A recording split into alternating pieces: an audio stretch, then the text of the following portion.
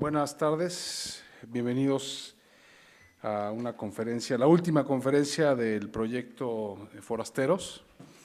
Quiero agradecer a Noé Martínez que haya accedido a darnos esta conferencia y me da muchísimo gusto que sea una conferencia que dentro del tema de migración cierre desde la perspectiva de una perspectiva que es interesante desde el campo donde nosotros trabajamos, que es el campo del arte, y una posibilidad como de relectura de ciertos materiales desde el lugar de la práctica artística.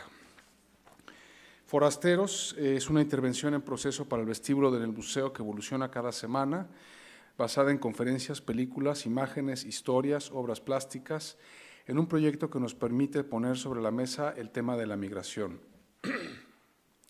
La migración, ¿qué es? ¿Cuáles son sus causas? ¿Cómo cambia? ¿Cómo nos afecta? Los migrantes, ¿quiénes son? ¿Por qué se van? ¿Por qué nos intimidan? ¿Por qué nos afectan?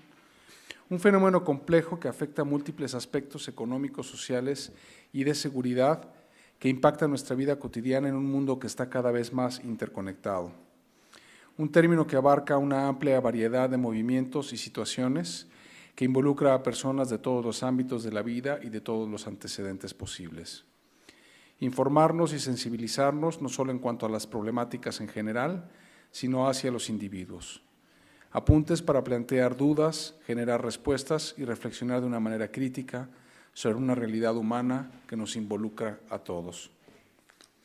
Como en todas las conferencias, empezamos con una definición. En este caso, la definición que vamos a usar es trata de personas. Es la definición que da el Instituto y Organización Mundial para la Migración. La trata de personas, comercio de personas o tráfico de personas es el comercio ilegal de seres humanos con propósitos de esclavitud laboral, mental, reproductiva, explotación sexual, trabajo forzado, extracción de órganos o cualquier forma moderna de esclavitud contra la voluntad y el bienestar del ser humano.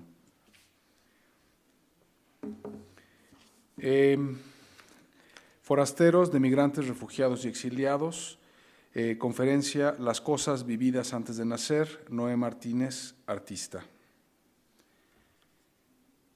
Las cosas vividas antes de nacer es un proyecto de largo aliento que explora las relaciones de la historia personal del artista Noé Martínez con las narrativas del pasado indígena de México. ¿Cómo imaginar una historia de los desplazamientos? Es la pregunta que rodea la conferencia, concebida como un relato de diversas experiencias vertidas en los proyectos que miran las migraciones como ausencias entendidas desde las epistemologías del sur. La esclavitud en el siglo XVI en la región de la Huasteca, el cambio de propiedad y modificaciones a los territorios indígenas y el viaje de los indígenas de América y Europa se recorren de manera no lineal para proponer una metodología de investigación desde el arte. Noé Martínez, valiéndose de la reconstrucción como una operación estética, la obra de Noé Martínez es un registro de estudio de caso, que emerge de su historia personal para posicionarse de manera crítica frente a los fenómenos sociales.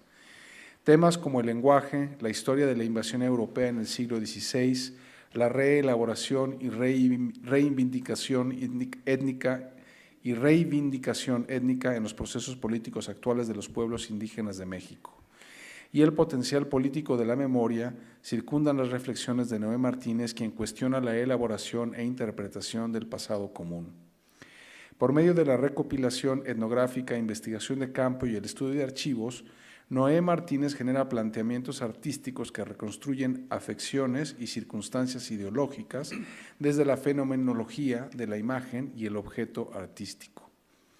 Su trabajo ha sido exhibido en espacios tales como el Museo Universitario de Arte Contemporáneo, MUAC, Fundación Alumnos 47, Ciudad de México, Museo de Arte Carrillo Gil, Ciudad de México, Museo Universitario del Chopo, Ciudad de México, Museo Amparo, Puebla, Palazzo Mora, Venecia, Italia, Art Center Kunstquartier Bethanien, Berlín, Alemania, Zona Maco, Ciudad de México y Artbo en Bogotá, Colombia. Ha sido premiado con el Ojo a Mejor Cortometraje Documental en el 15º Festival Internacional de Cine de Morelia, beneficiario del programa BBVA Vancomer y Museo de Arte Carrillo Gil y beneficiario del programa Jóvenes Creadores del FONCA. Sin más, los dejo con Noé Martínez.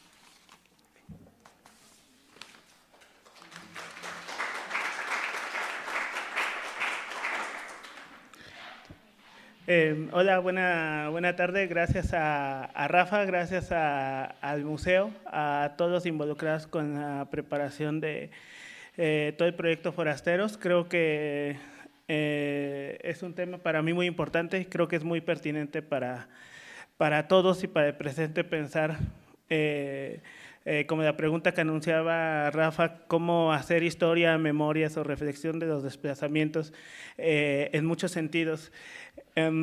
Hace un par de meses aproximadamente, más o menos, conversamos con Rafa en alguna visita al museo y me platicó que estaba sucediendo el proyecto Forasteros, lo cual se me hizo muy inquietante y me llamó mucho la atención. Empezamos a conversar un poco y se planteó la idea de que participara, ¿no?, en este formato de conferencias. Evidentemente soy un artista visual, es un formato que puede ser tal vez más académico o más estudioso, entonces me voy a dar el permiso desde mi posicionamiento como artista de pensarlo como una conversación a través de diferentes experiencias, en la mayoría de ellas personales, que van hilándose a través de la problemática o la conceptualización de las migraciones o los desplazamientos o los cambios de espacios, que para mí tiene muchas dimensiones el tema de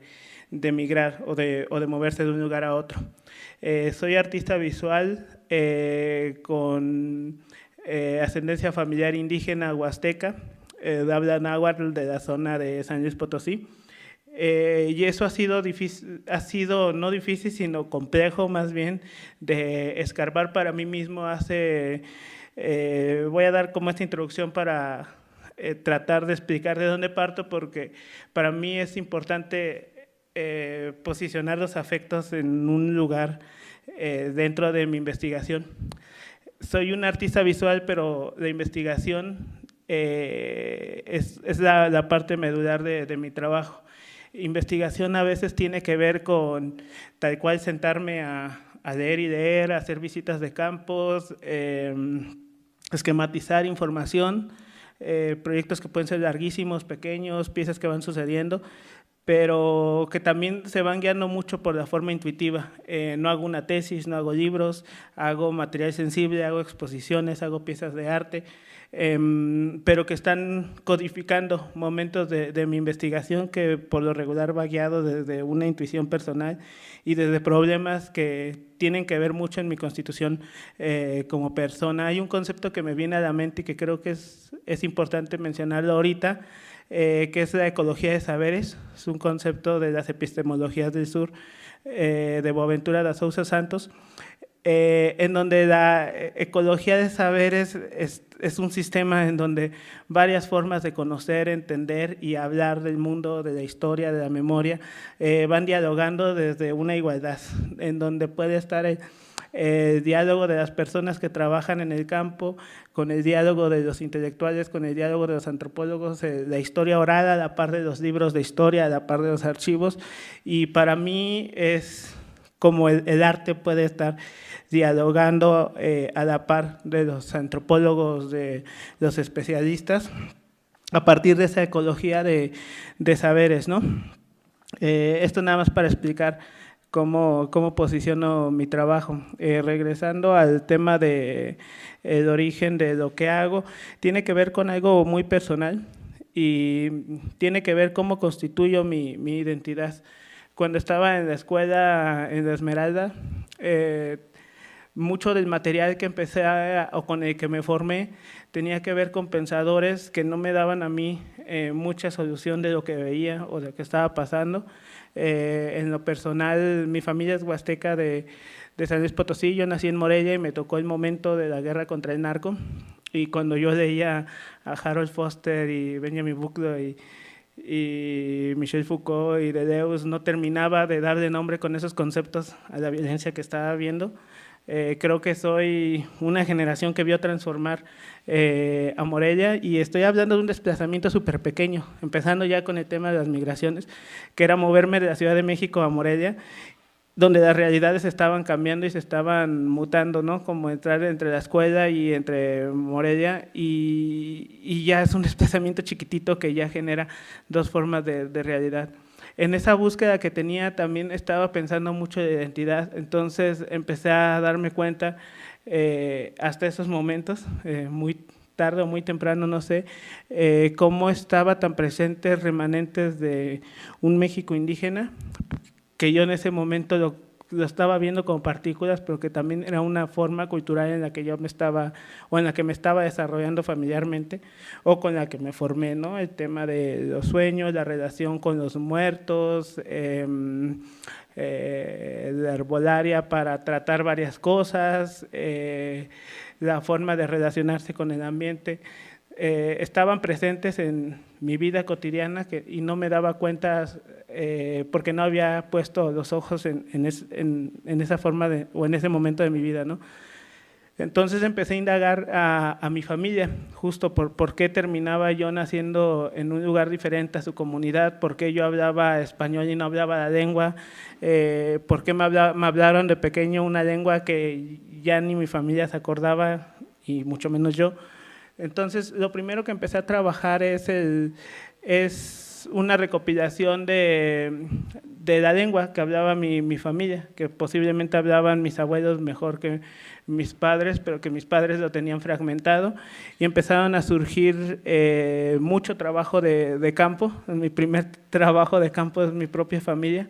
Empecé a documentarla, empecé a hacer audios, empecé a hacer videos, empecé a hacer notas, empecé a hacer entrevistarlos, buscar, indagar, y fueron apareciendo también referencias bibliográficas, referencias históricas, y lo que empecé a trabajar en ese momento, o cómo empecé a materializar como artista esas conversaciones, eran estos primeros dibujos que estoy mostrando, que son mapas de cómo encontraban las palabras en lengua náhuatl. Mis papás, ¿no? Empezaban a hacer diagramas y mapas por donde lo encontraban. Para mí se volvía muy inquietante para mí ver que para ellos la memoria tenía que ver mucho con volumen, con encontrar las palabras como si fueran en zonas específicas, como un mapa, como un territorio. La palabra podría estar en la cabeza, a la izquierda, a la derecha, arriba, abajo, no tanto en términos de tiempo, sino en espacio.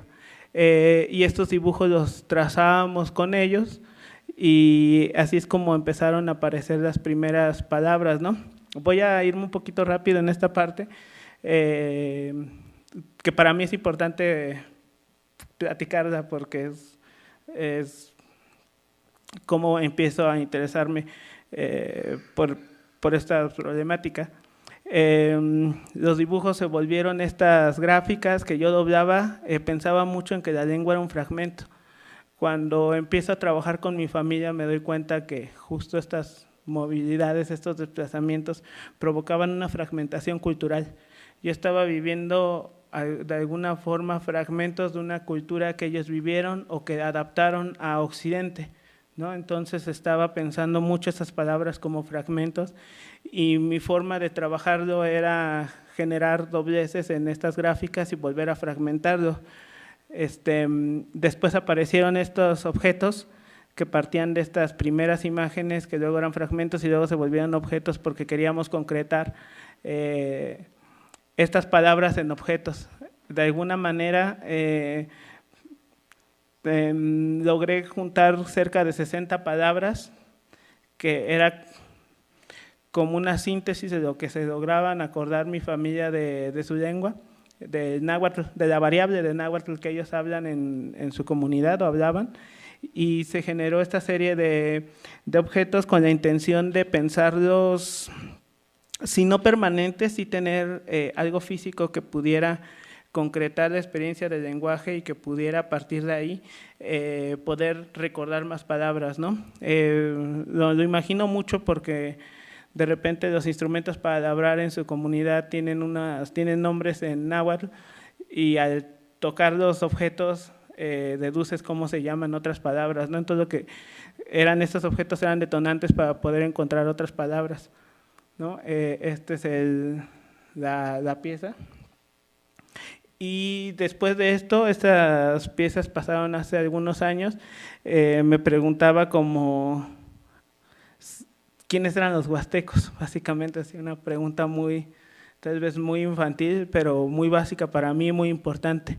¿Quiénes eran los huastecos? ¿Por qué no están? ¿Por qué no es la cultura que está más documentada? ¿Por qué no hay basamentos? ¿Por qué no hay una zona arqueológica que todo mundo pueda ubicar, aunque sí las hay? ¿Por qué no son parte de nuestra identidad como mexicanos? ¿Por qué somos aztecas y mayas nada más? Entonces encontré esta imagen en ese momento de los huastecos en el Códice Florentino y según una transcripción del códice decía: los huastecos tenían cabezas anchas y alargadas de manera artificial con cabello pintado de una variedad de colores. Algunos caciques llevaban el cabello largo, permitiendo que colgara a sus espaldas, mientras que otros usaban otro tipo de peinados, llevaban adornos en sus orejas y narices, sus dientes estaban afilados en punta y teñidos en negro, se decoraban los brazos con brazaletes y ajorcas engarzadas con turquesa, mientras en sus piernas llevaban medias claras de pluma. También se arreglaban los cabellos con plumas dispuestos de forma de tocado que bajaba por la espalda, dando la apariencia de ser insectos gigantes. Una referencia del siglo XVI, dada a partir de,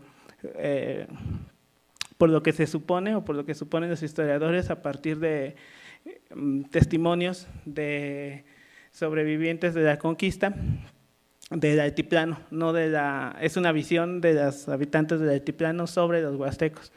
Entonces, para mí es una imagen importante porque ya se está hablando de una otra edad y de cómo se concibe una zona como centro y otra como periferia. Mucho de pensar las migraciones a partir de como lugares en donde somos sedentarios y nos movemos, también tiene que ver porque hay un lugar determinado como periferia y hay un lugar determinado como centro. Entonces, para mí es importante poder quitarme un poco de este esquema para pensar un poco de la historia de mis antepasados, de mi contexto y de mi propia identidad, ¿no? Como si podemos empezar a imaginar no dónde construyeron basamentos, no dónde se asentaron las culturas, sino por dónde pasaron y por dónde estuvieron sus lugares de tránsito o sus espacios donde se estaban moviendo. Creo que puede ser para mí tranquilizador cuando nada más tengo fragmentos para pensar quién soy o la historia de quién soy, pero no solo tranquilizador, sino también puede develar otro lugar en donde te posicionas para entender la historia. Mucho de hablar desde el arte también tiene que ver con que mi método cuál va a ser, ¿no? Cómo voy a investigar, si hago obra artística, si parto de lo sensible o si parto de lo racional, cómo voy a investigar algo. Y creo que desde el arte puede estar esas licencias, ¿no? De permitirme imaginar cómo se estaba moviendo una cultura más que cómo se estaba asentando. Para el caso de la Huasteca creo que va a venir al caso, porque justo cuando estaba investigando de dónde venían los huastecos, quiénes eran los huastecos,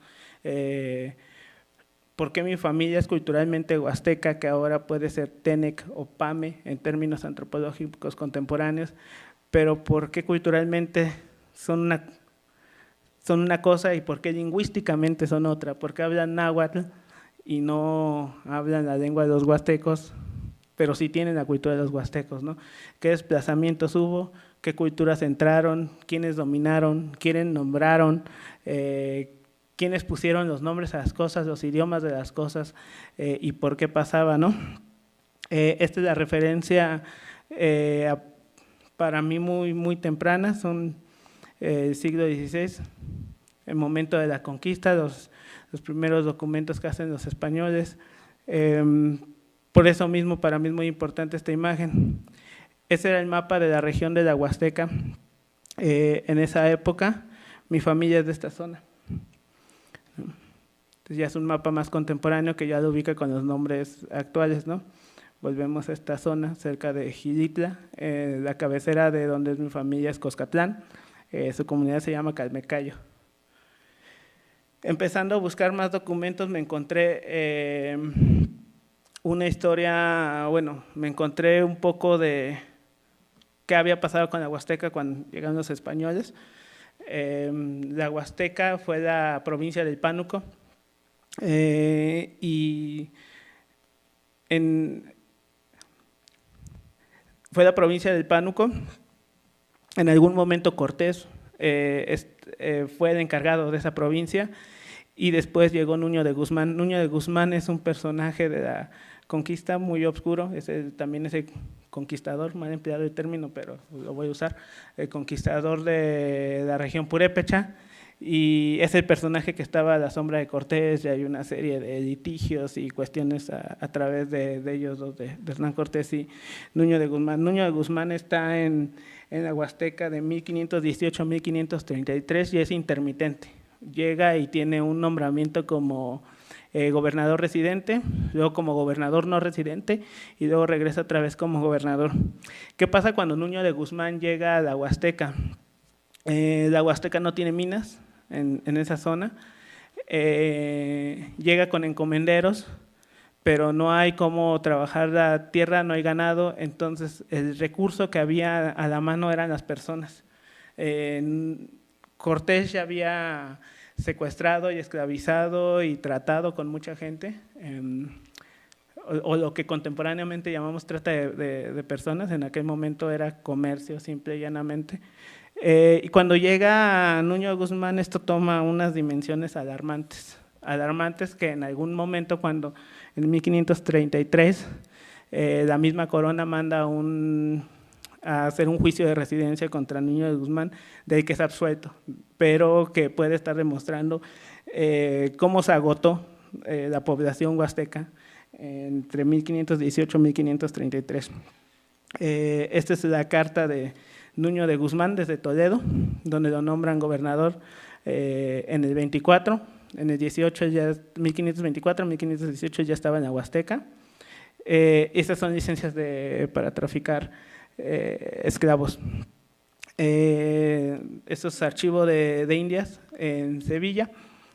Hay algunas documentaciones, o el Colegio de San Luis ya está haciendo unos estudios también sobre el texto. Hay muy poco realmente documentación sobre la Huasteca, es una región. Si empiezas a investigar el altiplano en el AGN en la Ciudad de México puedes encontrar muchísimo. La Huasteca es un espacio para mí como una ausencia, es un espacio que no… pensando en la ausencia, también voy a tomar otro concepto de las epistemologías del sur, como esas experiencias no nombradas o esas experiencias que están siendo invisibilizadas, ¿no? Y entonces es una ausencia que tiene que empezar a volverse una imagen, ¿no? Para mí lo termino viendo así, y como artista es muy pertinente pensar qué imagen voy a generar cuando encuentro este tipo de documentos y cuando encuentro que las referencias históricas que tengo de Coscatlán, por ejemplo, es un pueblo que fundó Hernán Cortés antes que fundara ciudades hacia el altiplano de México. Es un pueblo muy temprano, donde ya hay mención de tráfico de esclavos huastecos. Entonces empiezo a pensar muchísimas cosas y empiezo a pensarlo desde la actualidad y empiezo a entender muchas de las dinámicas sociales que suceden en la Huasteca, muchas de las dinámicas sociales que me platican mi familia, y empiezo a entender también muchas problemáticas contemporáneas, pensando desde el lugar que tiene el indígena en México y el lugar que termino heredando yo como indígena en México también. Esas son las licencias de esclavos y permisos para transportar esclavos en barco. Cuando estuve en archivo de Indias en Sevilla, los librajos de licencias de esclavos, tanto de africanos entrando a México como de huastecos saliendo de la provincia de Pánuco, eran librajos de 1000 páginas, donde cada página estaba hablando de 200, 100, 300, 400 esclavos. Entonces estamos hablando de una dimensión bastante robusta de población que estaba saliendo de México, ¿no? Saliendo de México y que era trocada por lo regular en las Antillas por ganado que tenía que llegar a la provincia del Pánuco, que en ese momento era el puerto de Santiesteban. Los esclavos por lo regular eran usados en el Caribe para trabajar la caña de azúcar, ¿no? Esto habla también un poco del mapa contemporáneo de la Huasteca o de las comunidades de la Huasteca que están muy enclavadas o muy adentro de los espacios rurales, sin una construcción, sin una traza de pueblos que puede suceder en otras zonas de México como Michoacán o el Altiplano, donde los pueblos están trazados desde 1530, 1545. En la Huasteca me supongo que tiene que ver con que se movió tanta población, la forma en la que se edificaron los pueblos, que ahorita son las comunidades de los huastecos y nahuas contemporáneos. Licencias de esclavitud.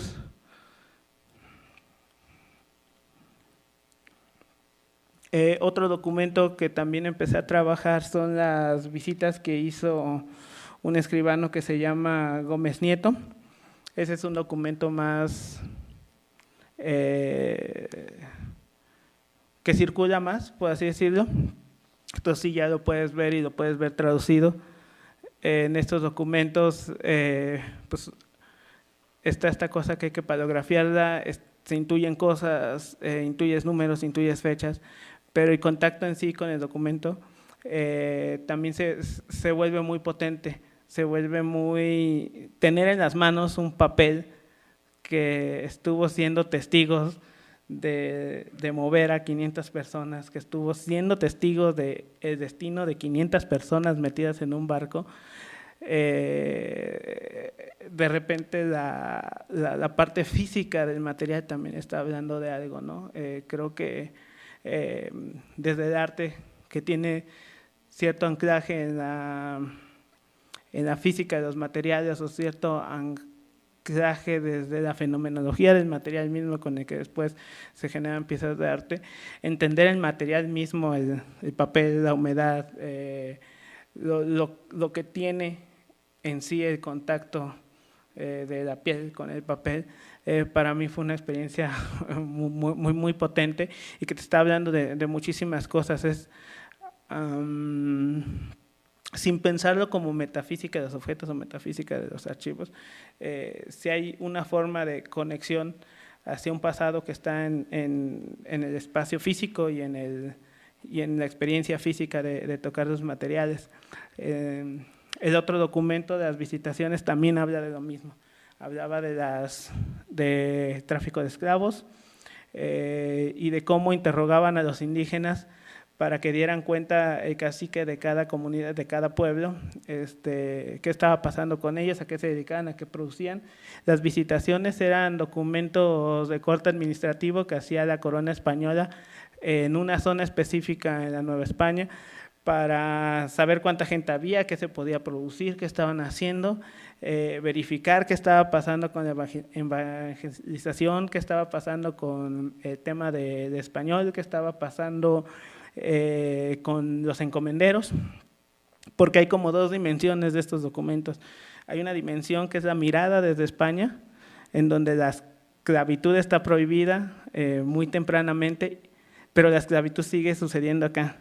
Hay actas que prohíben la esclavitud, que los mismos reyes católicos dicen mis indios, o los consideran hijos de ellos, los reyes católicos, pero al prohibir la esclavitud, supuestamente desde España en las colonias sigue siendo legal el comercio de cualquier riqueza de la colonia, cuantificado como riqueza de la población. Entonces, se permite el comercio, pero no el tráfico de personas. Siguen sucediendo lo mismo. Las visitaciones son documentos que justamente es como un puente entre esas dos visiones. En las colonias está sucediendo algo que podría ser ilegal en España, en la península, pero las cosas que son prohibiciones en la península siguen siendo letra muerta en las colonias, ¿no? Por lo regular, estas visitaciones administrativas tenían este mismo método, donde iba un traductor, iba un escribano y estaban anotando y cuantificando una zona específica. Este traductor también era español, entonces también no sé exactamente qué estaban escuchando y qué estaban anotando, si el traductor apenas si podía hablar la lengua de los indígenas y si el español no podía comunicarse del todo. También para pensarlo, en el siglo XVI tenemos a una serie de europeos originarios de la península, pero españoles como tal, no es que estén todos, no tenemos a una serie de europeos españoles que hablan y escriben español. Muy pocos sabían leer y escribir. Algunos hablaban español, otros hablaban lenguas árabes, otros hablaban vasco, otros hablaban gallego, otros hablaban euskera. Todas esas lenguas mezcladas más la lengua que estaba aquí, ¿no? en Mesoamérica, que también eran una serie de variables de lenguas. Pero sin embargo estos documentos terminan teniendo mucha autoridad para vincular a la corona con lo que estaba pasando en España y que visto a la luz de ahorita se vuelven develadores en muchos sentidos. Estas visitaciones en la Huasteca justo hablan otra vez de esclavitud, hablan de cuánta gente están tratando, hablan de cómo marcan a las personas, hablan de cómo…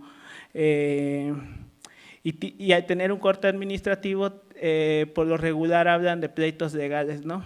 O sea, y creo que habla mucho de cómo el tema de migración, de trata de personas, termina siendo un tema que nunca termina estando en la superficie de cómo pensamos este fenómeno.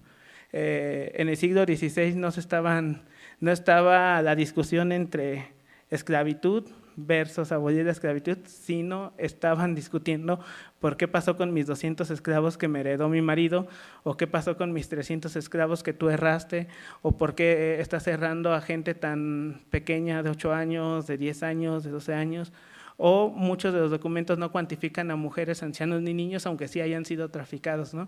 Entonces están hablando de comercio de personas, ya para nosotros de esclavitud, pero están hablando de pelearse por una propiedad, y esa propiedad puede ser 100, 200, 400 personas, 3 o 4 personas, no lo sé, pero a final de cuentas están hablando de cómo desmembran una cultura. Por poner una pregunta, es cuando uno ve el bosque y piensa si en el bosque estás viendo un recurso o esencia, ¿no? Si ves la esencia, tiene que ver con conservar el bosque, tiene que ver con que es un organismo vivo el bosque. Si ves un recurso, estás viendo madera, resina o terreno para construir, ¿no? Creo que eso aplica mucho cuando ves una población, en el caso de estos documentos, y que estabas viendo, ¿no? Pues estabas viendo un recurso que fuera a trabajar, que fuera a cultivar por ti, o que fuera a estar generando una riqueza a través del trabajo de ellos, ¿no? Estos son ejercicios que hacía gráficamente, aprovechando los primeros dibujos que hice con mi familia, porque justo en algún momento yo estaba no replicando el sistema de un documento español del siglo XVI, pero sí me estaba incomunicando cuando yo entrevisto a mi familia, ¿no? Al final de cuentas, también yo a veces termino entendiendo lo que quiero entender, o termino teniendo problemáticas, preguntas o intenciones que no necesariamente están en mi familia. No sé si necesariamente ellos piensen la lengua como yo lo pienso, no sé si estén realmente a veces preocupados como yo de tenerla en algún lado, ¿no? La lengua, o si culturalmente están cambiando las lenguas y en el momento que desaparecen se desaparecen, ¿no? Entonces eran fragmentos de las visitaciones que hacía, del documento que les comento, con fragmentos de los dibujos, y creo que de alguna manera se replicaba esta forma de no entendimiento, ¿no? ¿Qué pasa con las personas que están saliendo, ¿no? A final de cuentas están saliendo cuerpos, están saliendo historias, están saliendo una lengua, ¿qué está saliendo con las personas? ¿Qué pasa cuando en las migraciones contemporáneas salen de una misma comunidad, como es el caso de Michoacán, de Cherán? 2,000 personas están en Estados Unidos. ¿Qué pasa cuando esas 2,000 personas se van? ¿Qué se está yendo también, no? Si son 2,000 purépechas, se está yendo también una lengua, se está yendo también una forma de manifestar su cultura, una forma de autorrepresentarse, una forma de producción visual, una forma de producción artística, una forma de manifestaciones artísticas, de praxis religiosa también. Y eso termina replicándose en el mejor de los casos, sobreviviendo en otros lugares, fiestas patronales que luego tienen tintes mesoamericanos o tintes prehispánicos que luego suceden en otros lugares del mundo, porque la migración mexicana está en otros lugares del mundo.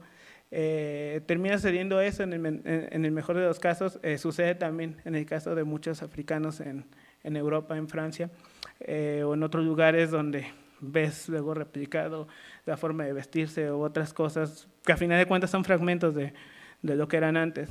Me puse a pensar mucho desde ahí y tratar de mirar así como qué pasaba con la migración forzada de la población huasteca en tiempos de la colonia. ¿Qué se fue con ellos, no? ¿Qué cuerpos se fueron?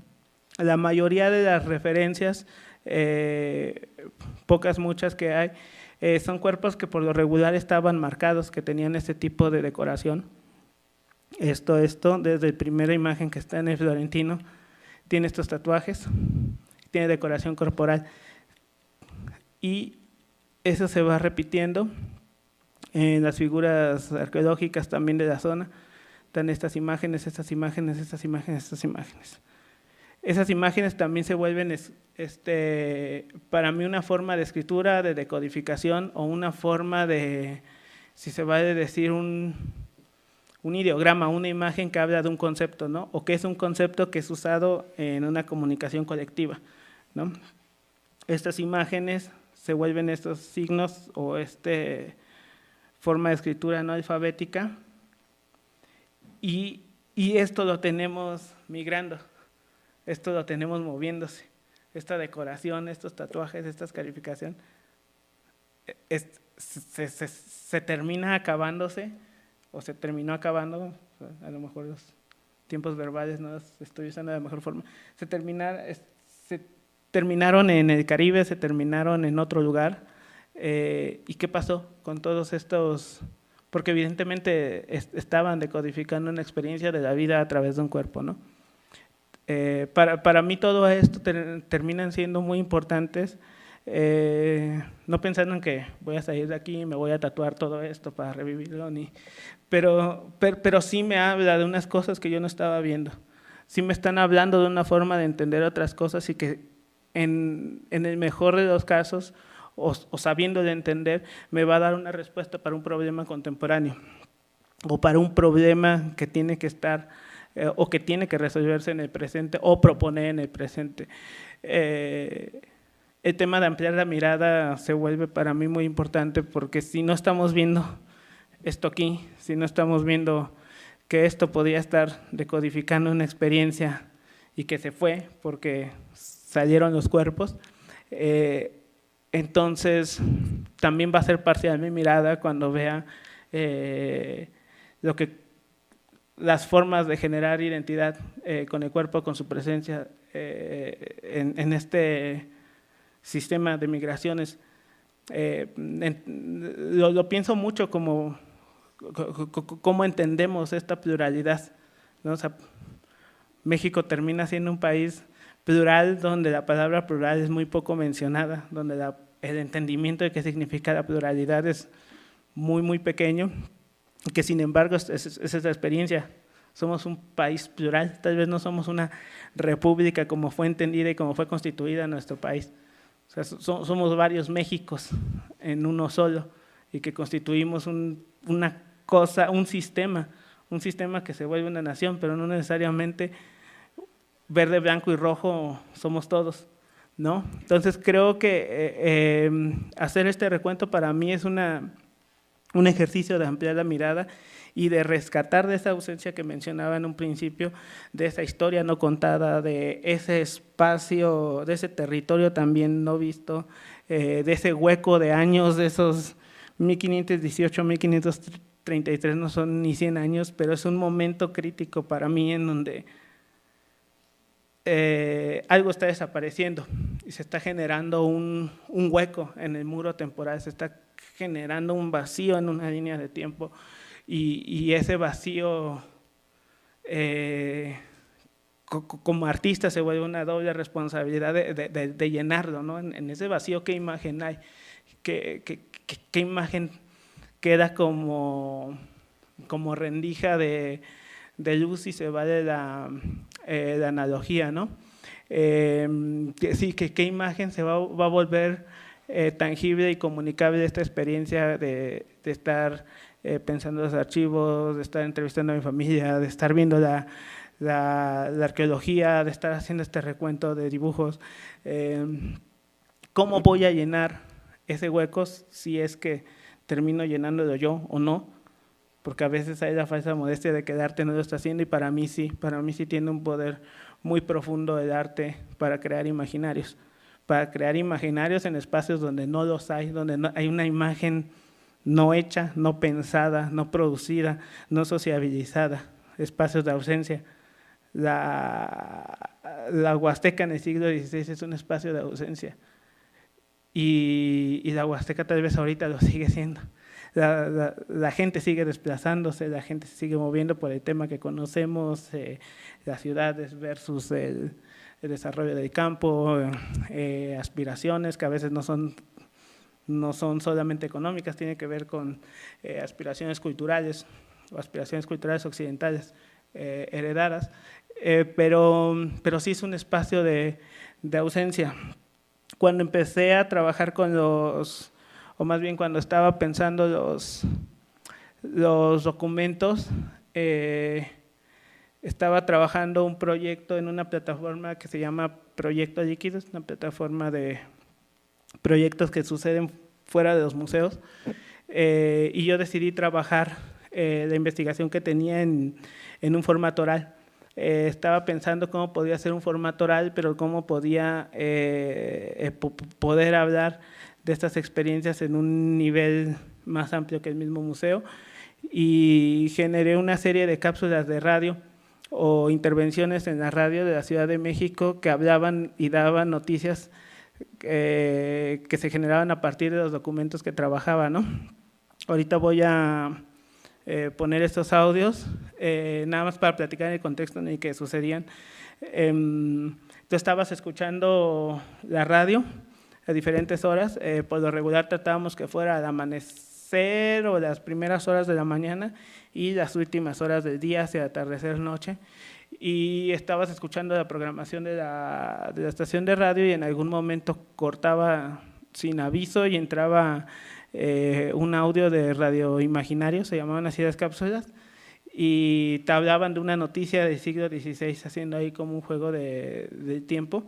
Se llama Radio Imaginario, es una especie de voz en donde, que ya se había activado en otros proyectos, y son intervenciones en la radio de noticias que no tuvieron la noticia, por así decirlo, y que apelan a generar algo o a abrir una pequeñita rendija en el imaginario colectivo.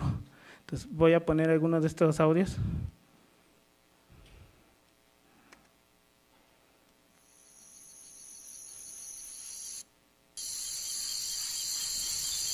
Radio Imaginario dará lectura al informe de las visitas del señor Gómez Nieto, el escribano Juan Ortiz, a la provincia del Pánuco.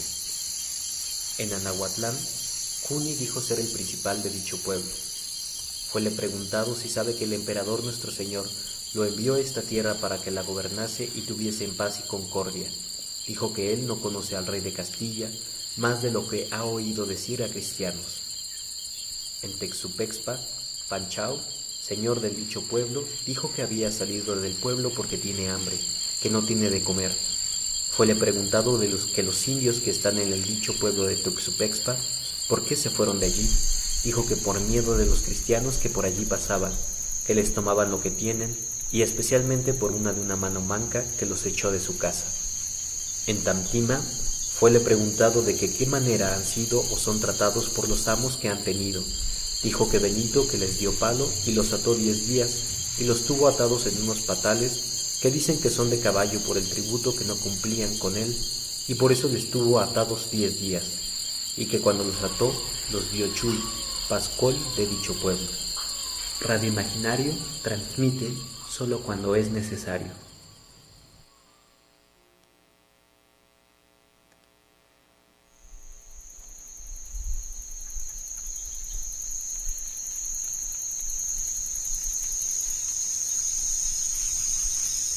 Radio Imaginario transmite hoy 28 de agosto de 1528 para informar a los habitantes de la provincia del Pánuco la llegada del ilustrísimo señor Nuño de Guzmán, mismo que tomará el cargo de capitán y gobernador, por lo cual se ordena a los encomenderos entregar sus títulos de propiedad de los indios que posean en este momento. En una semana, las licencias de tráfico de esclavos volverán a ser expedidas.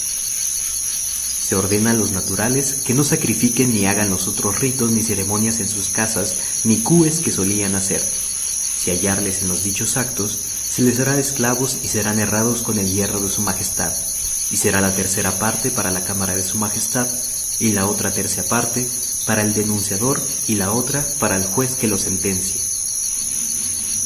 Desde la Ciudad de México se anuncia que Hernando de Cortés ordena que en Oxitipa y Tamují los tributos deberán ser pagados con esclavos so pena de 2 pesos de oro a quien incumpliese esta ordenanza.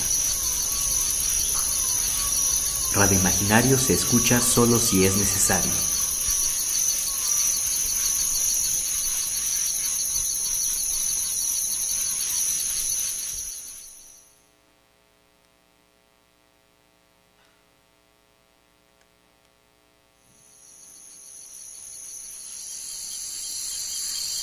Radio Imaginario dará lectura al último informe del puerto Santiesteban, el cual registra la salida en barco de 500 esclavos originarios de la región huasteca con destino a las Indias Occidentales y las Antillas. Queda determinado que el valor por esclavo para el comercio con las Antillas y la isla de Cuba será de 4 pesos de oro y no 1 peso de plata como en la Ciudad de México, y nadie deberá pagar más de 15 esclavos por un caballo. Está prohibido trocar esclavos por artículos como vino, ropa u otras mercancías. Solo puede ser intercambiadas por ganado. Un soldado de infantería podrá tomar 20 esclavos por cada licencia otorgada. Un soldado de caballería, 30 por cada licencia otorgada. Guzmán podrá expedir en casos extraordinarios licencias de hasta 100 esclavos. Se otorga licencia a Alonso de Reynoso para que fuera de los pueblos que tiene en su encomienda pueda rescatar 50 esclavos para que los traiga a examinar con el escribano y que por orden de la Real Audiencia los haga herrar con hierro y marca real. Radio Imaginario se escucha solo si es necesario. Sucedían así una serie de 10 audios, el back que tiene de sonidos como de los sonidos ambientales, es sonido de las regiones que va nombrando el documento, y justamente lo que estaban escuchando es esto de por qué podías trocar un esclavo, las licencias, cuándo iban a ser expedidas. Ese sería el tipo de noticias que escucharíamos en la radio, si existió una radio en el siglo XVI y como este hueco de tiempo. A la par que estaba trabajando las intervenciones de audio, también estaba regresando a la comunidad de mi familia porque quería que desarrollar un cortometraje, un corto experimental documental con ellos, a partir de todas las cosas que me habían contado en el primer momento en donde trabajaba los primeros dibujos, ¿no? Y justo se vuelve como otra capa más de estos espacios de ausencia o de estos vacíos,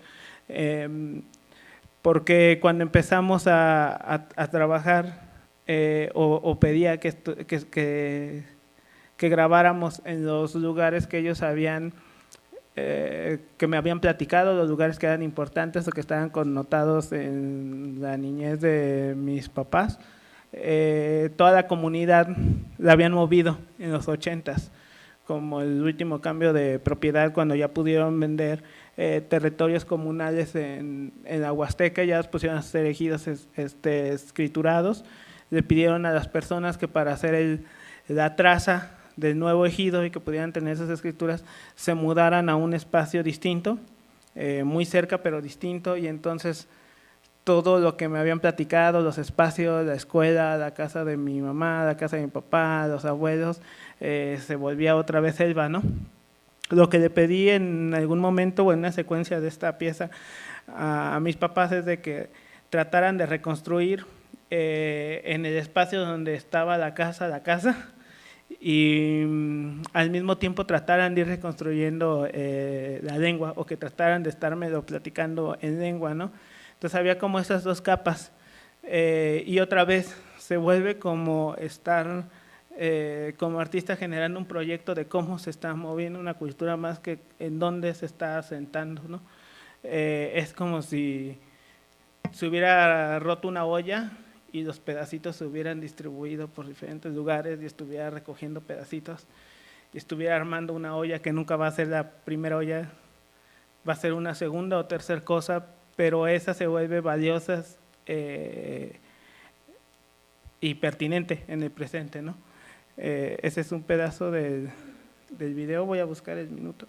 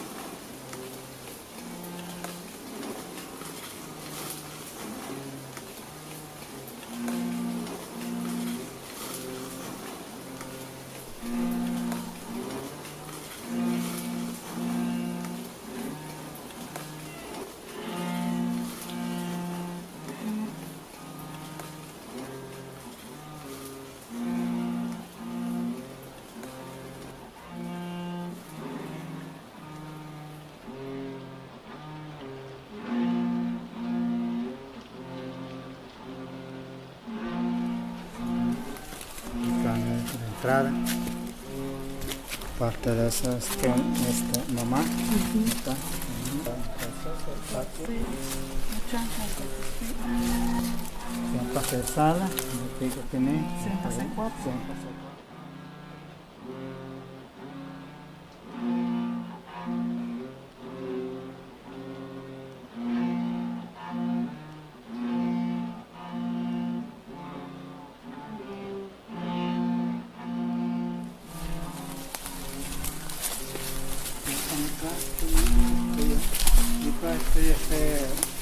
planta de guayaba.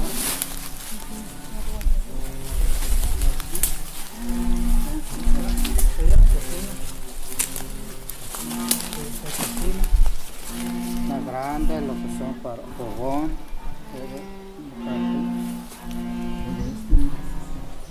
Sí, porque Ya acá está era por más- allá, donde casi está, donde ahora está. vivía Hacia Martín. Piloncillo, ahí donde vivía Francisco. Mira, ahí está, ya me ubiqué, aquí está cedro, Ah, sí, sí. son plantas de cedro. Sí te dijo el señor que está un cedro.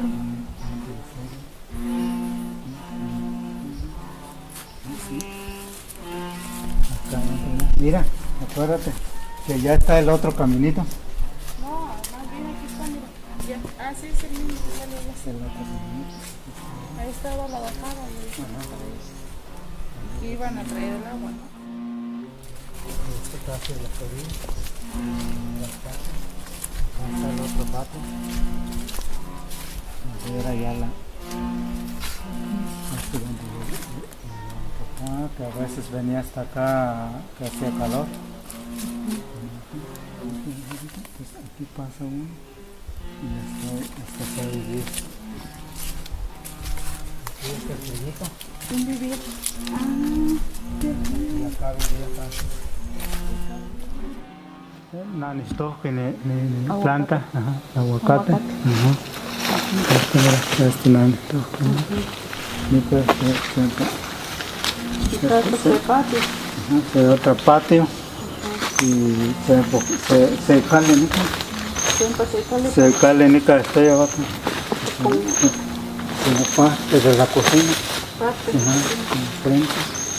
Está acá, sí, acá para canastilla, para astle. O como se dice en acá, echa. Ajá, así es.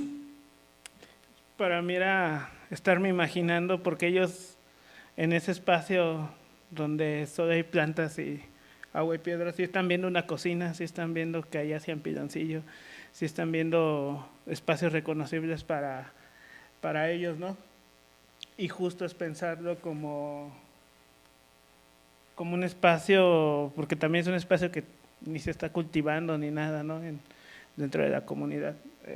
Sí es un hueco ahí sin connotación, tratar de connotarlo, ¿no? Y tratar de pensar qué experiencias estaban sucediendo ahí. La primer parte de los cohetes es porque estábamos grabando cuando era Chantolo en la Huasteca. Entonces es la forma de saludar a los muertos, y también íbamos a ir a un lugar de los muertos, íbamos a ir a un lugar a poner una cámara donde es como un espacio asombroso. Cuando grabamos, otras personas de mi familia nos ponía hierbas y nos bañaba, y como era entrar a un espacio que estaba vivo de otra manera, de una manera distinta como lo pensaríamos, ¿no? Pero que sí está vivo y que también está connotado. En otras culturas también los espacios se enferman como nosotros, y creo que ahí está pasando esto, el espacio está cargado de algo, y a reconstruirlo habría que ver qué estaba pasando, y los cohetes es una forma de saludar a los muertos que están en los espacios en la Huasteca.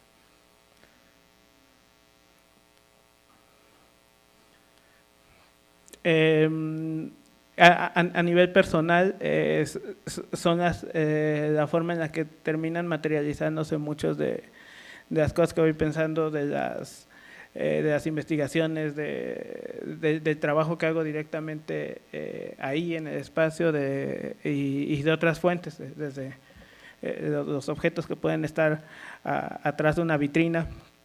Aquí hay una colección, entonces sí, muchas veces está el objeto ahí diciendo muchísimo más que la ficha o el audio o el display que tienen los museos, y creo que para mí es un esfuerzo, a final de cuentas, en general de mi trabajo, de primero de ampliar mi propia mirada y en algún otro momento de ampliar la mirada del espectador, de poner a dialogar dos dimensiones en cómo estamos entendiendo la vida.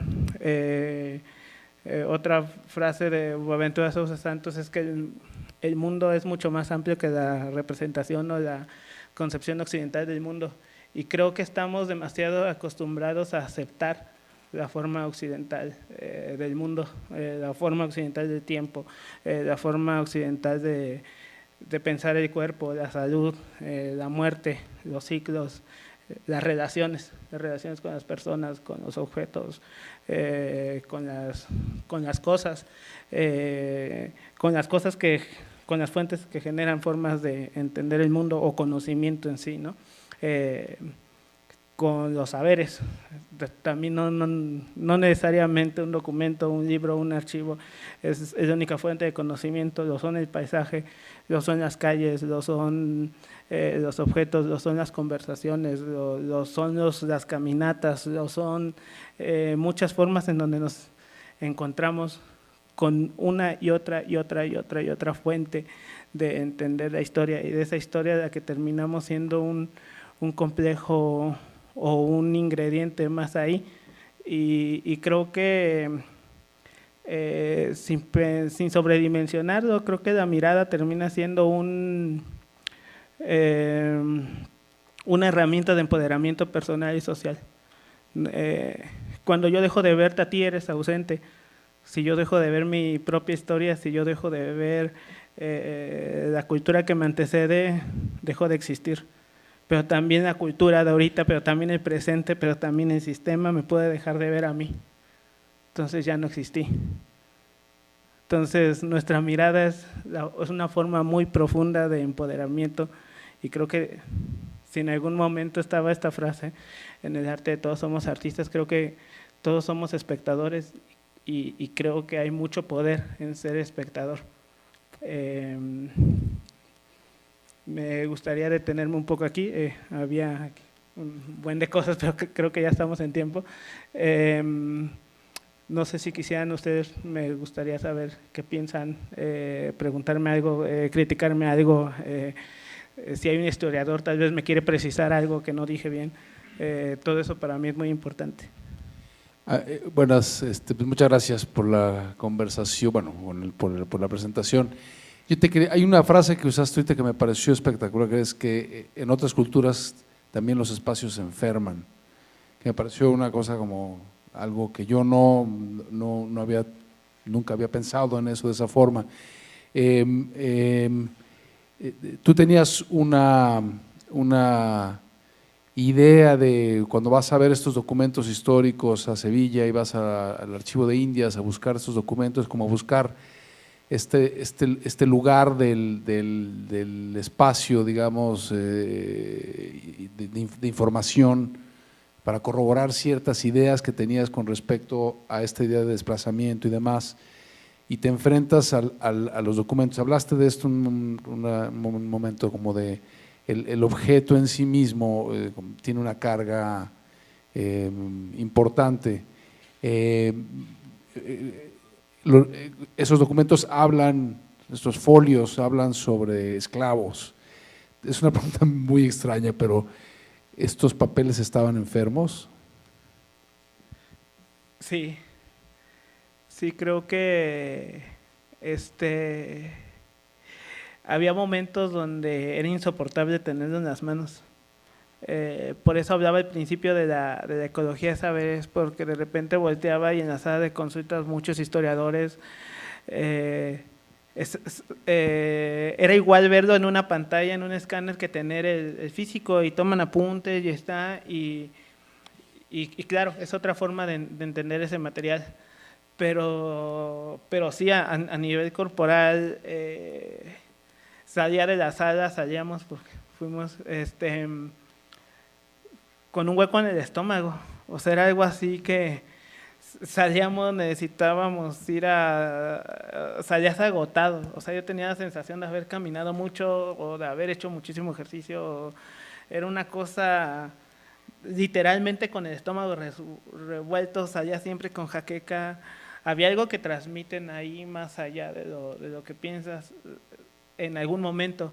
Yo también había consultado otro tipo de archivos, y venía con esa idea de pensar, de encontrarme datos de dónde pasó, cómo, cuándo, quiénes, y no pude entrar del todo a ese lugar, o más bien me cambió el lugar en donde yo pensaba, precisamente por eso, si es como un material enfermo, como el espacio se enferma, también el papel, la fibra que tiene ahí, sí son como cámaras que se quedaron grabando todo eso y que lo ves si te acercas a ellos con una intuición o desde otro lugar, ¿no? Tal vez esto se pueda escuchar medio esotérico o algo así, con el temor que pueda parecer así, pero no, ¿no? O sea, son ese tipo de intuiciones que están en las ciencias exactas, ¿no? El cirujano a veces intuye cortar medio milímetro izquierda o derecha cuando está operando, y ahí tiene que hacer la inserción, y ahí es donde pueden estar sucediendo cosas. Entonces, sí, desde la intuición misma es abrumador ver fibras y fibras de papel que sí que creo que están enfermas, ¿no? Yo quiero preguntarte sobre la importancia del ritual en los nahuas y los huastecos. Por este desplazamiento obviamente hubo pérdidas emocionales y bueno, el ritual es para sanar el alma. En tu segundo audio hablas sobre la prohibición de los rituales y bueno, cuando vimos el video mencionaste también que había que pedirle permiso a los muertos. He leído poco sobre los nahuas y creo que ahí surgen los primeros terapeutas tanatólogos a través de esa masacre, ¿no? También de ellos. No sé si tienes algo en Pues voy a contestar desde lo que yo sé. Sí, no soy especialista de rituales, pero como que la división ritual vida cotidiana es una división de nosotros. Es más porosa esa división cuando estás inserto en la cultura, ¿no? Me pasa mucho cuando entrevistaba a mi madre, era es que tú de niño hacías esto, tú de niño hiciste estos y estos rituales, yo tomaba tales hierbas al amanecer, yo me bañaba de cierta manera cuando era pequeño y lo recuerdo, y cuando quiero una respuesta es porque así es. ¿Y por qué me dabas esto? Porque así lo hacíamos, ¿no? Y es este concepto que tal vez nombran como el costumbre, que más bien es como la praxis, pero sí, el ritual está en la vida cotidiana desde donde yo lo puedo ver. No hay un corte específico, ¿no? Entre vida cotidiana y ritual, no hay un corte específico entre una religión y otra. El catolicismo está entendido, o sea, no es ni religión prehispánica ni catolicismo muchas veces, como ya es una tercera, cuarta cosa, pero no hay esos cortes tajantes, tampoco hay cortes entre espacio público, espacio privado. A veces a las curaciones asiste en familia o en comunidad, entonces tampoco no es como nosotros fuéramos al doctor solamente uno y uno entre consulta, muchas veces es en colectivo. Sí, son como cortes más porosos y por eso a veces las definiciones terminan siendo como muy cortas para poder abarcarlo en términos de la experiencia. Es evidentemente cuando llegan los europeos hay una prohibición de todas estas cosas, ¿no? Y esa prohibición no es tampoco un corte así, de se prohibió y se acabó, sino hasta donde yo logro percibir, en mi experiencia, unas se cortaron y se acabaron, otras persistieron, otras lograron usar una apariencia católica para seguir persistiendo, otras se quedaron hago mucho hincapié tal vez porque ahorita lo tengo muy, muy presente, otras están en los objetos producidos objetos religiosos de la colonia del primer siglo, están repletos de signos prehispánicos en los movimientos, como esta concepción ritual y estas formas de decodificar otras concepciones de la vida, o más que concepciones de la vida, otra forma de organizar la experiencia vital. Pueden estar en la forma de sembrar, pueden estar en la forma de construir una casa, si las casas se pueden armar y desarmar, ¿no?, que sucede en mucha de la arquitectura vernácula de México.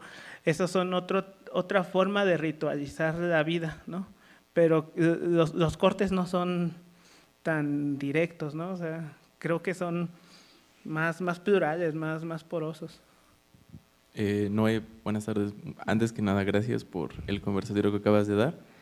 Te quería preguntar, en tu trabajo mencionas mucho la mirada y cómo esta mirada, por ejemplo, cuando está focalizada desde el momento como artístico, o sea, cuando haces un trabajo artístico, el trabajar la ausencia entre la ley y la historia, ¿cuáles son esos pasajes? Y con la ley me refiero desde los códigos, ¿no? Por ejemplo, códigos lingüísticos, códigos incluso pues museográficos, como lo mencionabas, ¿no? El abordar la mirada, pero desde una codificación, ciertas codificaciones que quizás nos modelizan, ¿no? Y tu trabajo de rescate histórico, ¿cómo te mueves en la investigación cuando hay estos códigos, ¿no? O sea, cuando tu trabajo es pues, repensar justamente algo que a veces vemos, pero no vemos, o que se presenta bajo la nomenclatura de artístico, pero pues tiene un trasfondo problemático, muy vasto, complicado.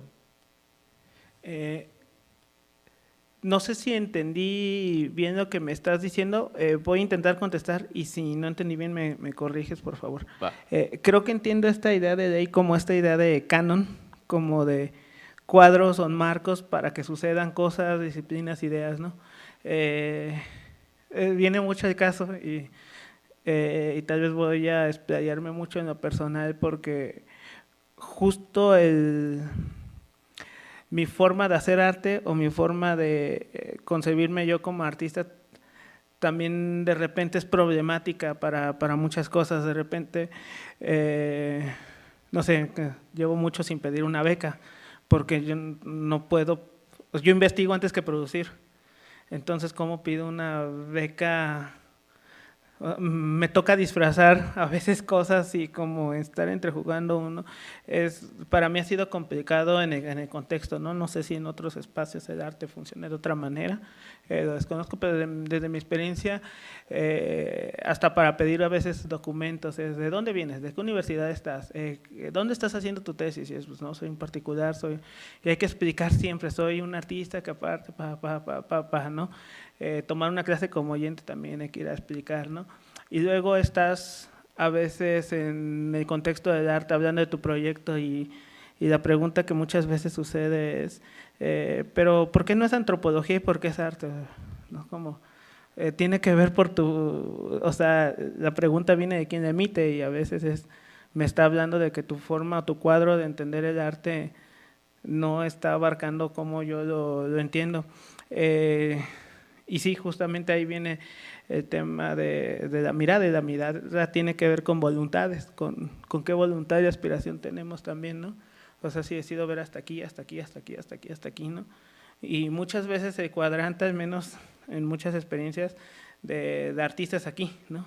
Y a veces el cuadrante de historiadores aquí. Pero también tiene que ver cómo te asumes, ¿no? Pensar en esto de la ecología de saberes es… también cómo nos salimos de las academias, cómo los académicos luego se salen de las escuelas, cómo te sales del cubículo, dónde haces trabajo de campo, cómo militas algo o no, pero cómo lo asumes, ¿no? Y entonces creo que es ese intercambio de eco por ego, ¿no? Y entonces es como dimensionas si estás viendo una pirámide o ciclos de gente comunicándose, ¿no?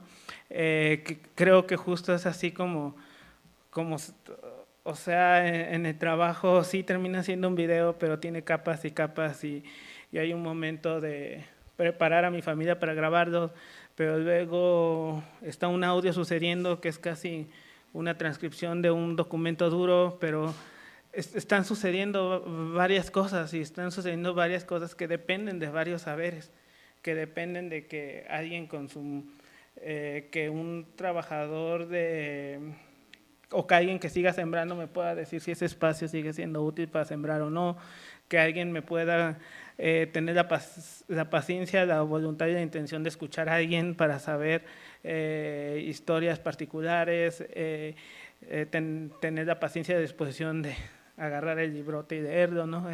Sabes, como que son todas esas cosas comunicándose y entonces empiezas a ver que sí, o sea, toda la experiencia puede ser más amplia y que no todo sucede en tu estudio como artista, ¿no? O no todo sucede en el museo, o que sucede, pero que son diferentes tiempos en donde sucede, ¿no? A mí en lo personal creo que no podría hacer no podría tener otra profesión porque justo el espacio del arte me permite hacer eso, pero me permite en la medida en la que yo me haga responsable de permitirme esos vínculos y hacerse responsable, pues abarca muchas cosas y pues de repente sí te terminas excluyendo de muchas cosas o no entrando en otros círculos o decidiendo en cuáles vas a entrar, en cuáles no. No sé si estoy contestando bien. La entendiste perfecto. Okay. Muchas gracias.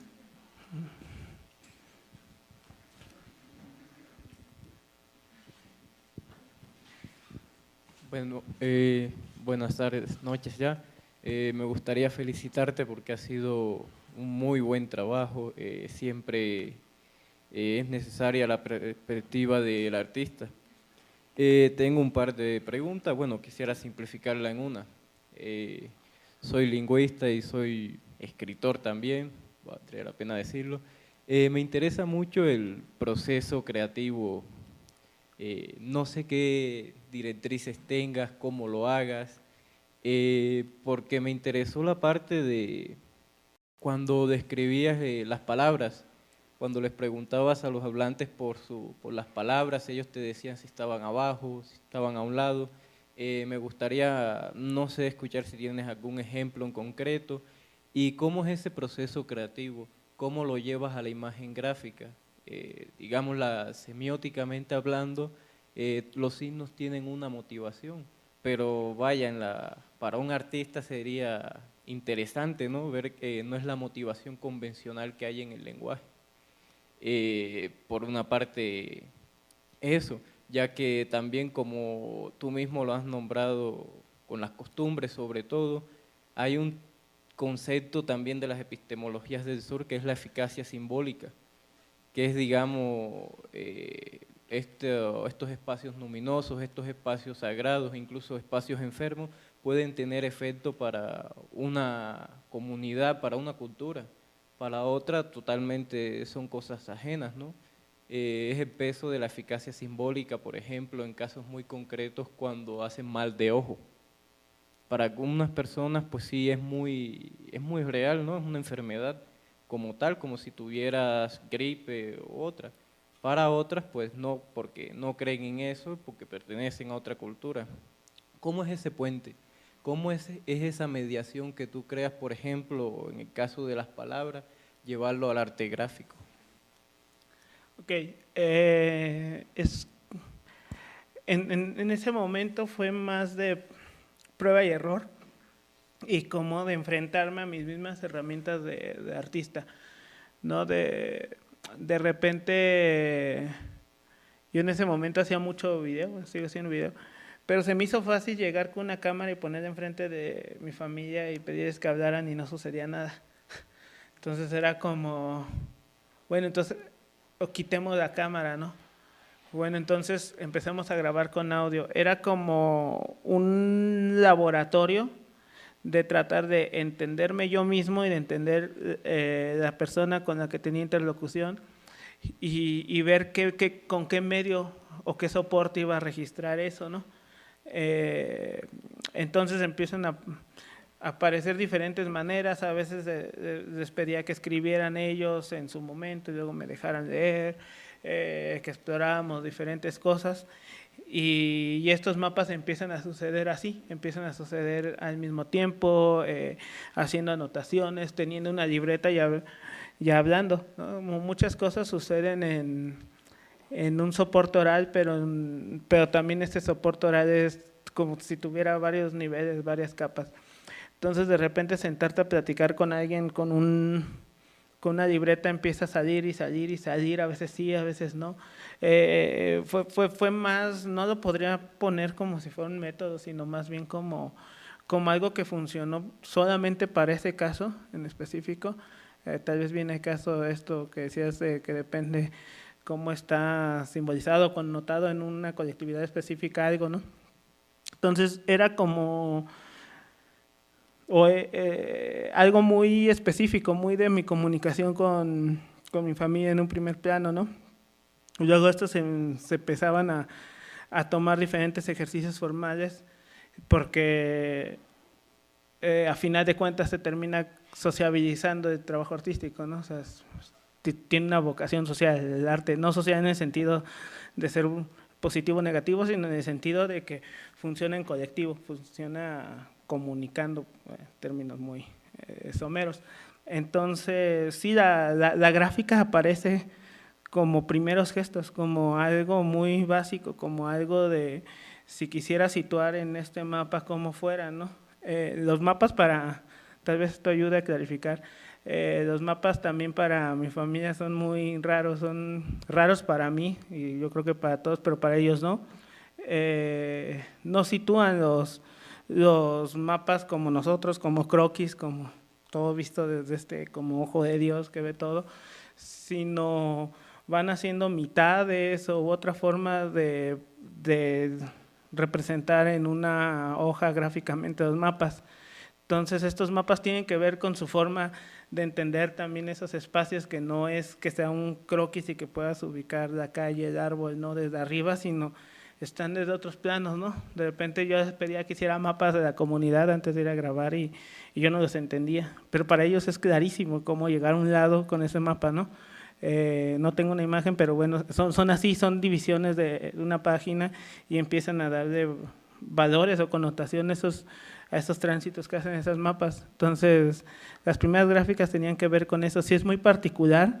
Y terminan sociabilizándose cuando se terminan siendo más concretos. En la cerámica, los objetos que mostré, creo que es un punto en donde se sociabiliza un poco más, donde salen de esa intimidad y ya se vuelve otro momento de decodificación, y más están en un espacio museográfico, ¿no?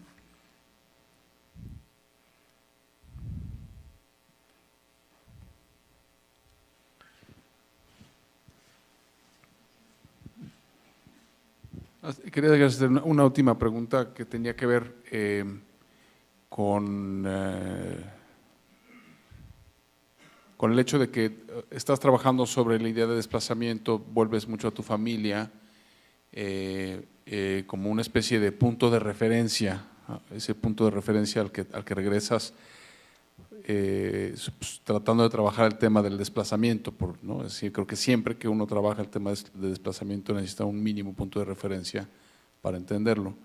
En términos de tu lenguaje artístico o de tu lenguaje como artista plástico, ¿cuál es tu punto de referencia a partir del cual vas y vienes trabajando el tema del desplazamiento? También voy a tratar de, si no te entendí me corriges, ¿no?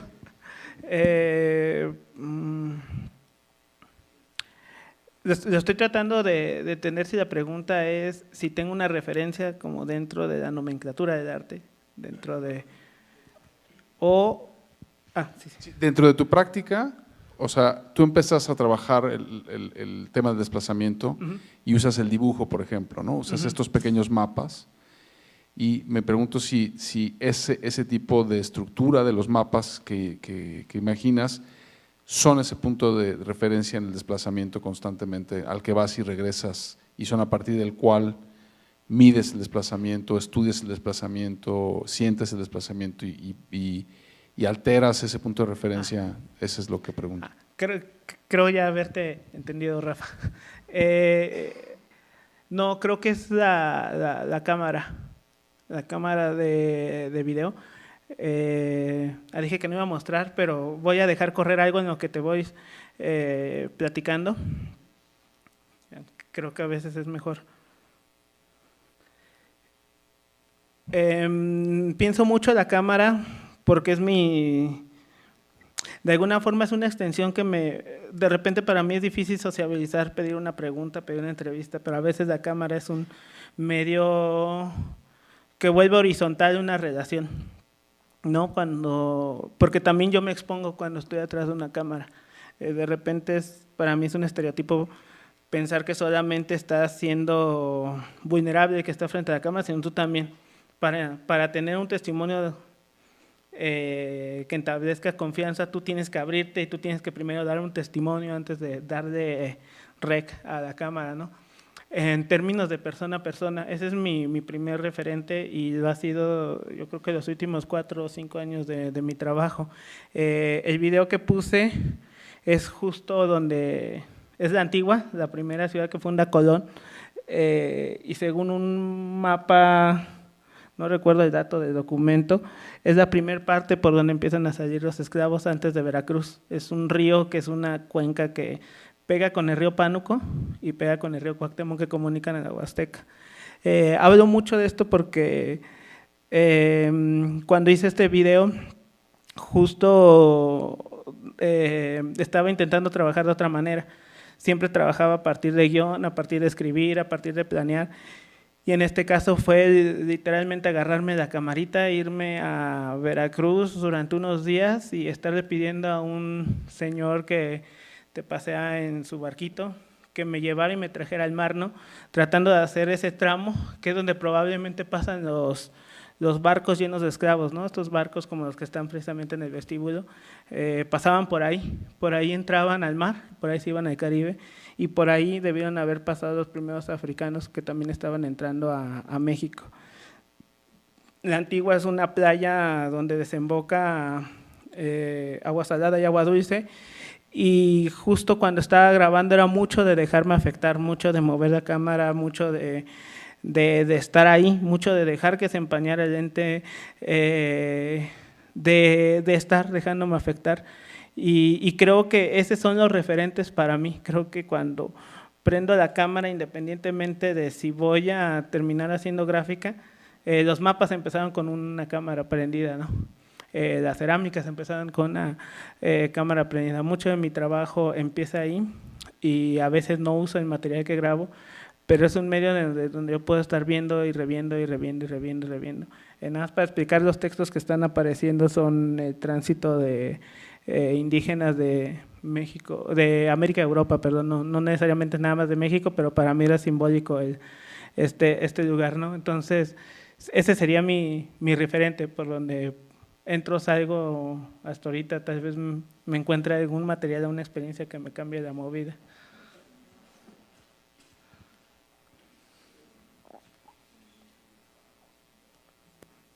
Sí. Bien, antes que nada, muchas gracias por compartirnos tu presentación. Y bueno, mi pregunta va enfocada un poco hacia lo que decías de esta pluralidad y de este entender y coleccionar trozos de tus antepasados, de lo que presentas aquí en tu trabajo. Después de todo esto que has avanzado, investigado y coleccionado, ¿tú cómo definirías actualmente a Noé después de entender todo lo que has juntado, como estos pedazos de la vasija que nos decías, ¿no? ¿Como mexicano o como un híbrido de todo, en fin? Esa no la quería responder, pero bueno.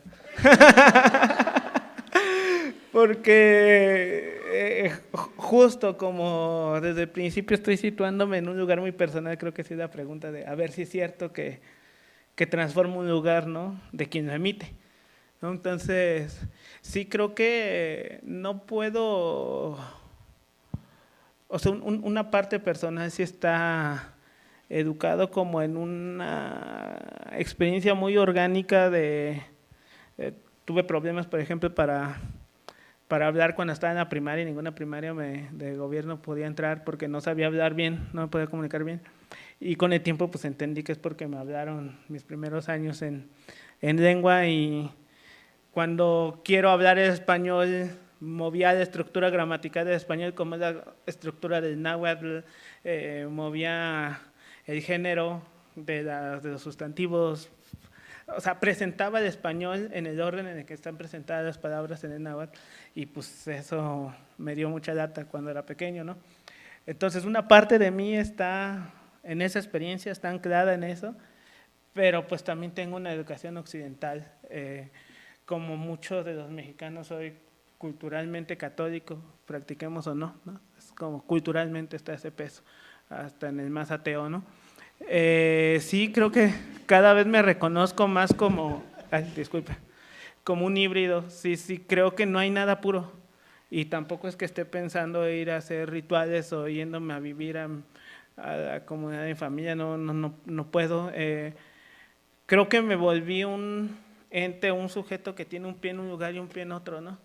O sea, en otros proyectos termino estando en una tesguinada rarámuri, en una curación rarámuri, y al otro día tomo un avión y tengo que llenar un Excel y mandar un mail, ¿no? Y hacer cuentas de una factura, o estoy en la sierra grabando, pero no estoy contemplando, tengo una camarota y estoy pensando en la pila, en el 4.2K, en las tarjetas, en dónde voy a recargar el teléfono, en dónde voy a tener internet, en la producción. No puedo despegar un pie de un lado, no puedo despegar del otro. Entonces, creo que más bien es una constante diálogo y tensión al mismo tiempo de las dos cosas, como de dos demandas, una muy personal, muy afectiva, de querer entenderme, de querer qué pasó, de querer saber de dónde vengo, qué sucedió, por qué. Hace poco pensaba mucho en el concepto de parecer a veces un esclavo congénito, porque heredo mucho de este trauma de esclavitud en mi vida cotidiana, en cómo me muestro muchas cosas y cómo entiendo muchas cosas, ¿no? Cómo me puedo empoderar, pero también cómo dialogo con instituciones o sujetos de poder desde mi contexto. Entonces, sí soy heredero de un trauma y quiero entender ese trauma, ¿no? Pero me eduqué occidentalmente y vivo occidentalmente y consumo occidentalmente.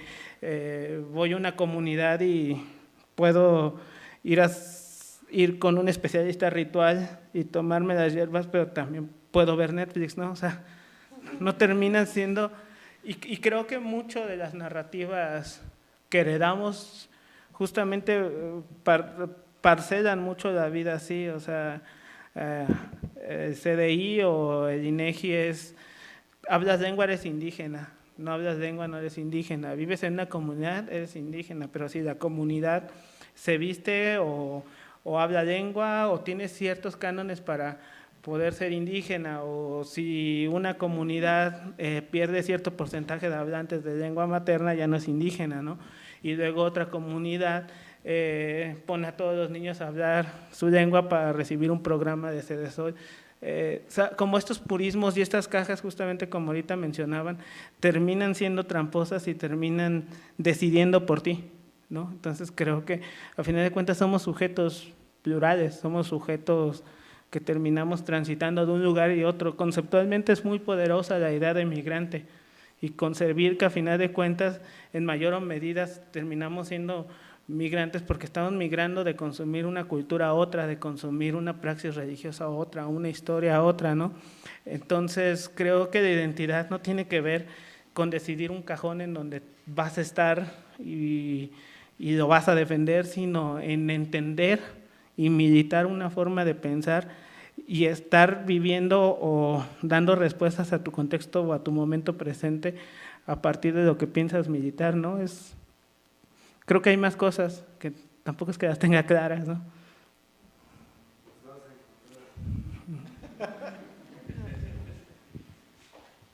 Hola, bueno, yo te quiero felicitar porque realmente pues ya indagar en las raíces de uno es mucho, ¿no? De alguna manera yo creo que todos tenemos raíces, ¿no? Somos mexicanos y bueno, esto me hace a mí interesarme más en las mías, ¿no? Yo tengo a mis bisabuelos de un pueblo, ¿no? De Tepeyahualco, por ejemplo, y pues ya ni veo a mi familia de allá, ¿no? Ni sé nada de ella, ¿no? Porque como dices, nos hemos occidentalizado tanto que vamos perdiendo esas raíces que finalmente son bien importantes porque son lo que ahora somos y es para entender muchas cosas de las que ahora pasan, ¿no? En la actualidad, ¿no? Entonces sí, pues me gustó, ¿no? Ese rescate, ¿no? De la identidad, ¿no? Porque somos culturas ancestrales muy ricas, ¿no? No nada más en la cuestión de las lenguas, ¿no? Sino en una cosa que yo creo que no acabas y no acabas, ¿no? En cuanto a la medicina, por ejemplo, ¿no? La herbolaria, los rituales, la forma de curar, la forma de educar, ¿no? A los hijos, es gente como más integrada, ¿no? Yo siento, ¿no? Como más noble, ¿no? De alguna manera, ¿no?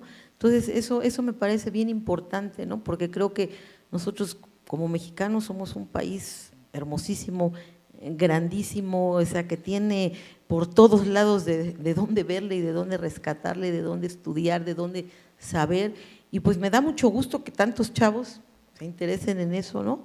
Y saber de dónde venimos y no perderlo, ¿no? Porque ahí hay otras culturas que han perdido sus identidades y pues ya, ¿no? Pero ahí hay otras que están, como la China, por ejemplo, ¿no? Una cultura milenaria que todo el tiempo, a pesar de ahora de su riqueza, de su tecnología, pero pues no las pierde, ¿no? Ahí están, por ejemplo, los africanos incluso, ¿no? Y se da la discriminación en la gente por eso, pero pues no, hay que darle el respeto que merece eso. Felicidades. Gracias.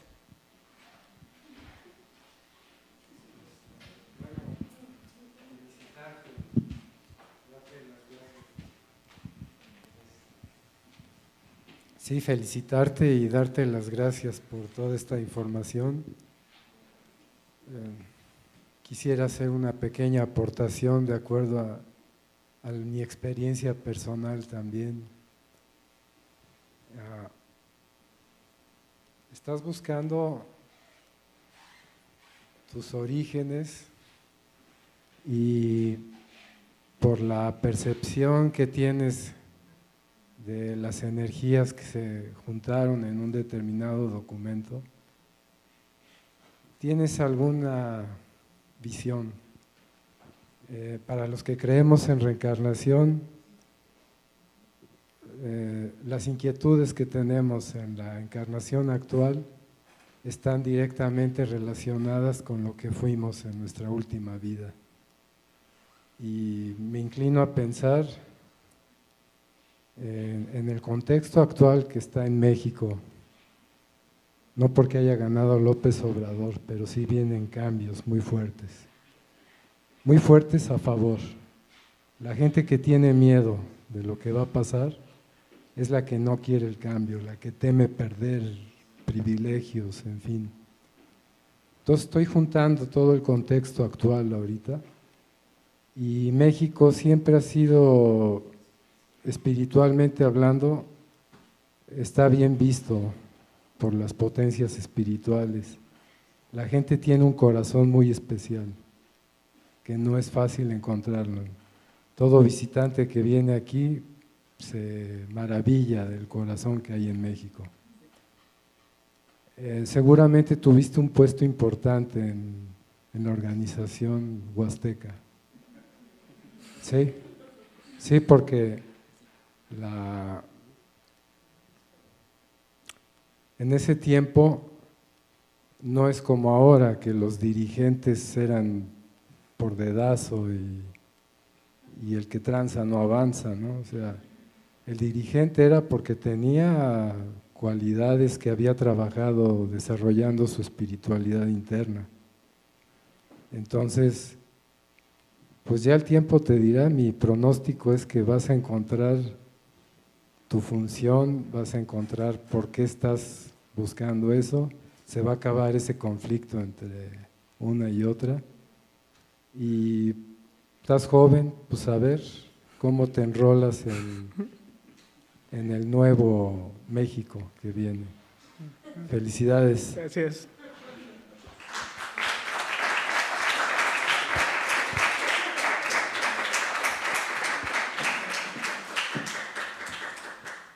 Muchas gracias, Noé. Migraciones, refugio y desplazamiento forzado, historia de la migración México-Estados Unidos, migración china en Puebla, afrodescendencia, migración en el periodo colonial, la protección a personas refugiadas en México, Bernardina y Melesia, migración en la Mixteca, la diáspora mexicana y sus desafíos actuales, retorno forzado y derechos políticos, mujeres migrantes retornadas, Dreamers y las cosas vividas antes de nacer. Esta fue la lista de las conferencias que se dieron en este proyecto. Muchísimas gracias, Noé, y muchísimas gracias a todos los que participaron. Durante este mes estamos subiendo todas las conferencias al sitio de amparo.com.mx, están disponibles, se pueden ver, está la lista están las imágenes de los fotógrafos, va a haber probablemente un link a las 2 piezas de video que están aquí afuera, que son de Chantal Peñalosa y Josh Bigley, una que tiene un título maravilloso que se llama Best of Luck with the Wall, y la otra que se llama Avenida México. Como en todas las, voy a agradecerle a todo el mundo, obviamente al equipo del Museo Amparo, a Silvia Rodríguez y a todos los demás que han hecho posible este proyecto de deportados, forasteros. Es que se me olvidó ese, deportados, los Dreamers, que son Pocha House, Dreamers en acción. En fin, pues ha sido un viaje intensísimo de 12 semanas. Avisarles también que inaugura el 28 de julio la exposición La Metrópolis en América Latina, donde hay un documento súper interesante hablando de los papeles enfermos. Hay una impresión, no sabemos si es exactamente el original, la pieza original, pero hay una impresión de época del mapa de Tenochtitlan de Hernán Cortés de 1524, que va a estar exhibido aquí, y hay documentos sobre cómo se vio la metrópolis en América Latina y estos cambios que surgen entre la metrópolis que está en el mundo prehispánico y cómo se transforman a metrópolis desde la vista y digamos desde la conjunción del mundo prehispánico y el mundo europeo. Como en todas las conferencias, terminamos con un texto. Este es el último texto que leeremos y el texto es 12 de julio de 2018. Hoy, 7 años, 10 meses y 16 días de la masacre de 72 migrantes en San Fernando, Tamaulipas, 1078 días del caso de las y los 5 de la Narvarte en la Ciudad de México, 48 meses de la desaparición de 43 estudiantes en Ayotzinapa, 16 semanas de la desaparición de 3 estudiantes de cine en Guadalajara, 12 meses del feminicidio de Mara Castillo de Puebla, 43 periodistas asesinados en lo que va de este sexenio. Hoy, un día más en el que se están matando y desapareciendo amigos, amigas, colegas, vecinos, familiares, desconocidos, personas. Nos toca nombrarlos de manera específica para que el desastre no se vuelva una masa amorfa y aplastante en el corazón y la mente. Nombrémoslos a cada uno, no para dividir ni jerarquizar tragedias, sino para no universalizarlas, porque esto no es normal y no podemos transformarnos solo en cifras. Somos todos y cada uno y una es.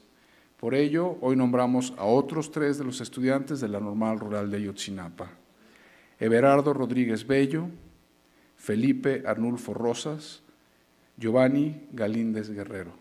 Muchas gracias y buenas noches.